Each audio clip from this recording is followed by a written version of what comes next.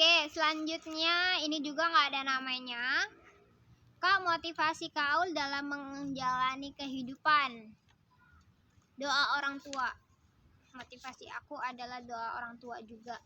Karena orang tua aku tuh selalu berdoa untuk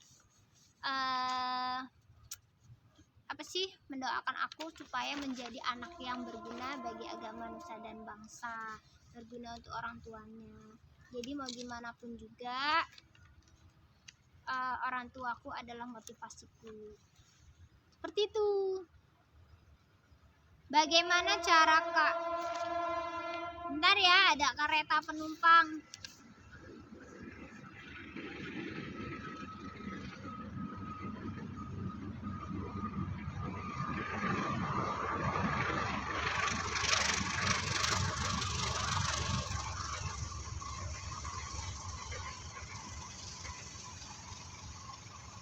Ada 6 gerbong.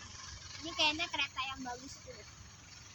Yang kursinya madep ke depan semua. Bukan yang adep-adepan itu.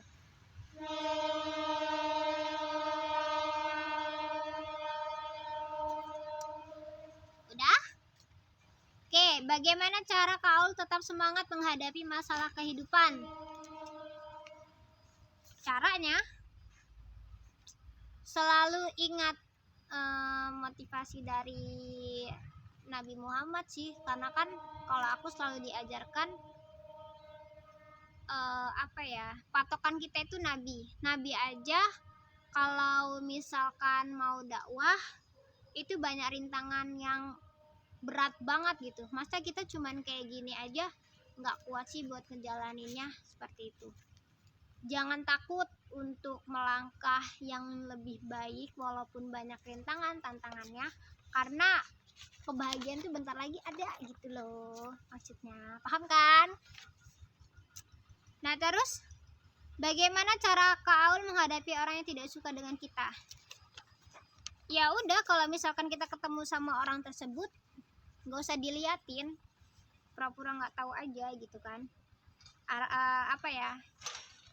Pandangannya itu nggak usah ngarah ke dia gitu.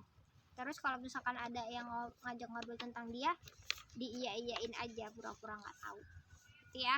Itu menjaga mental kita. Kemudian ada Salih, bingung skripsi Kak, ambil judul sains. Enggak Kak, aku nggak ngambil judul sains karena aku pendidikan. Kan nilai saya aman kan yang praktikum? Bismillah aman. Saya nggak ada salah kan sama kakak. Kalau ada salah minta maaf ya Kak, maupun dari kata dan sikap. Aku juga minta maaf ya. Kita saling memaafkan. Kemudian dari Anissa Liberty, Kak, hobi kakak apa? Hobi aku banyak. Tapi kalau sekarang aku lebih suka kayak gini nih, menyendiri. Terus biasanya kalau udah menyendiri tuh trekking sendiri atau solo hiking atau nanem biasanya itu aku suka. Kemudian bikin DIY itu loh, dari tanaman-tanaman yang udah kering kayak gitu, itu hobi aku. Kemudian alamat rumahnya di mana Kak? Di Desa Candimas, Kecamatan Natar, Kabupaten Lampung Selatan. Nama pacar kakak siapa? Hehehe. Loh, kamu ngapa nanya nama pacar aku? Ada, namanya Muhammad Gufron. Gak apa-apa kalau mau lihat, ada di IG kami di Fronis 060412. Atau buka IG aku, nanti ada di sana. Aku mentionin kok. Kemudian Hanifah, bagaimana cara mengatur waktu sebagai asprak padahal banyak tugas lain? Tadi aku udah bilang bahwasannya kita harus memprioritaskan kegiatan-kegiatan kita terlebih dahulu. Kita catat kegiatannya, kemudian kita cari kelebihan dan kekurangan kegiatan tersebut, terus cari resiko-resikonya. Nah, setelah kita tahu semuanya, kita bisa memprioritaskan mana yang bisa kita jalani, mana yang enggak. Terus kalau udah, kita tentukan hari-harinya, kira-kira bisanya di hari apa aja, seperti itu. Kak, cara belajar ngomong di depan orang nggak bertele-tele atau lugas atau jelas. Latihan, banyak latihan. Jadi siapin aja cermin, terus kami tuh harus pede orangnya. Jadi jangan dibuat-buat gitu loh. Kalau emang gaya ngomong kamu kayak gitu ya udah gitu. Tapi nanti beda lagi ya kalau misalkan public speaking untuk formal dan non formal itu beda. Jadi kalau misalkan formal biasanya itu nanti dengan sendirinya suara kita itu bulat gitu. Kemudian kalau non formal itu kan non formal tuh banyak cepika-cepikinya, itu biasanya suara kita tuh akan kembali lagi ke suara asli kita, tetapi tetap dengan nada yang jelas dan perkataan yang lugas seperti itu. Motivasi kakak agar terus selalu berproduktif. Tuntutan, habis tuntutan sama ya karena seneng aja gitu. Biasanya itu juga dari gen sih. Soalnya pengalaman aku nih gen orang tua aku tuh orangnya produktif banget ya. Jadi tuh senangnya tuh keluar rumah terus, main tempat orang, terus ikut kegiatan, itu salah satunya. Kemudian kalau aku tuh lebih suka sama tantangan, hal baru gitu. Jadi gimana caranya aku dikasih masalah ini harus bisa menyelesaikan. Kalau selesai berarti yaitu masalah yang baik. Kalau masalah yang nggak baik itu yang nggak bisa diselesaikan. Seperti itu Hanifah. Terus ada juga nih nggak ada nama. Bagaimana memanajemen waktu kak? Udah aku jelasin tadi ya, nanti dengerin lagi. Skripsinya sudah sampai mana? Sudah sampai jalan, bentar lagi selesai. Cara mengatasi malas buat belajar, buat target, itu ya. Kemudian terakhir ada Regita Lestari Rahayu, solusi ngadepin diri sendiri saat malas. Berarti kalau malas itu, aku bilang tadi, antara capek banget, sama bener-bener memang gak mau melanjutkan kehidupan gitu kan. Kalau capek banget ya istirahat semaksimal mungkin 3 hari ya 3 hari gak apa-apa. Tapi kalau emang males karena males yang bukan karena fisik, itu mungkin kamu kekurangan motivasi. Jadi kamu tuh harus keluar. Kalau aku kalau lagi males tuh kayak gini nih, keluar jalan-jalan ngelihat penghijauan, kemudian tuh kayak dikaitin, kok daun ini bisa ya warna coklat, kok daun ini bisa ya warna hijau, warna kuning gitu kan, kekuasaan Allah ini begini ya gitu kan.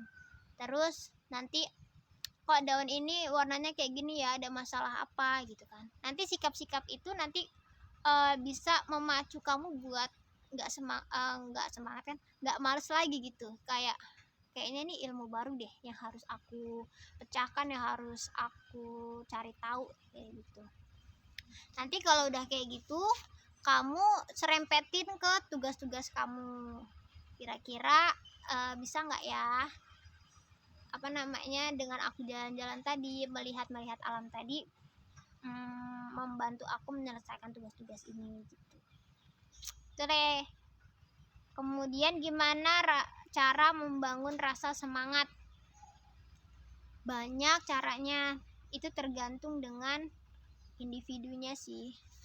Kalau aku sendiri membangun rasa semangat itu cari hal baru, cari tantangan baru.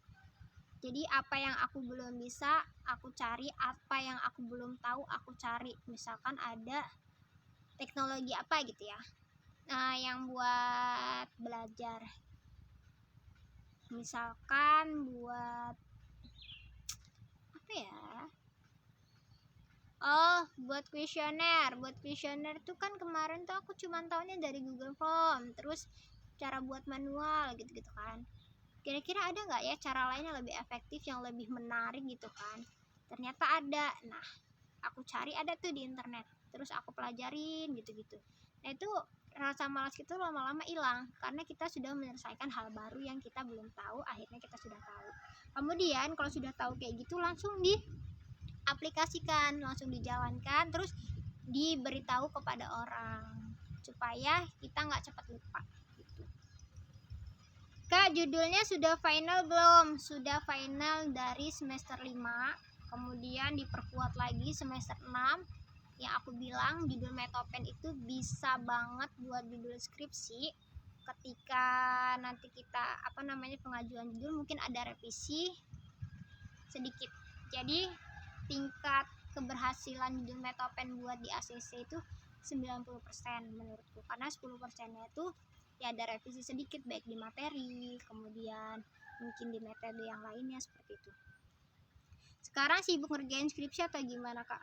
Banyak yang dikerjain, ya skripsi iya, ya tugas negara iya, kemudian membimbing anak-anak iya, seperti itu gitu Re. Oke, baik teman-teman, mungkin itu aja yang bisa kau jawab. Mohon maaf misalkan jawabannya kurang puas. Kalaupun belum puas ya nggak apa-apa, bisa tanya ya, bisa tanya lagi melalui PC ataupun kalau lagi ketemu tanya-tanya boleh. Baik, kalau mohon maaf apabila ada kesalahan. Jangan lupa selalu jaga kesehatan, moodnya, semangatnya ya adik-adik kelas C semester 5. Oke, perjalanan kalian masih panjang. Nggak apa-apa, pusing-pusing dulu, nanti kalian pasti akan tahu titik temunya itu di mana. Oke? See you. Wassalamualaikum warahmatullahi wabarakatuh. Dadah.